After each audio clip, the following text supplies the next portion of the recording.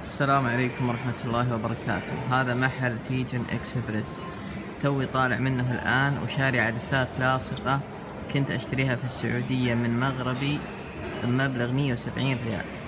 طبعا هنا في بريطانيا تفاجأت بالسعر، كنت أتوقع أنه أكثر، توقعت أن الأسعار العالمية أكثر من أسعارنا في السعودية بكثير، ولكني تفاجأت أني يوم رحت أشتري نفس العدسات بالضبط تفاجأت أن السعر هنا اللي هو أكيوفيو موست 6 حبات الخط طبعا بسعر 16.5 باوند للحبة، اللي هو الإجمالي 99 باوند.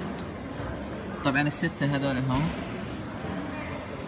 يعني تقريبا سعر الحبة الواحدة يطلع تقريبا حوالي 80 ريال أو أقل، وفي مغربي كنت أخذها 170 ريال. طبعا في مغربي كان سعرها 150، وجيت إحدى المرات أشتريها وشفت السعر 170، سألته فقال الأسعار يعني مرتفعة من نفس الشركة، أو إنه الأسعار العالمية مرتفعة، فتفاجأت اليوم والله بالسعر. طبعا المحل هذا يعتبر من أفضل المحلات، ومحل دائما في مكان يعني محترم يكون، سواء مجمعات أو غيره، عشان ما يكون يعني المبرر إنه مغربي مثلا إيجاراته غالية أو رواتب موظفينه عالية. طبعا المحل هذا ما تأخذ العدسة إلا بعد ما يسوي لك فحص مرتين، يعني فحص قبل الاستلام وفحص بعد الاستلام.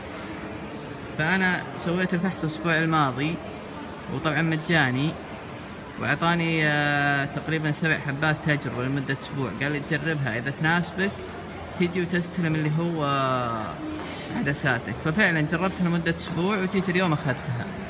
فهذه هي.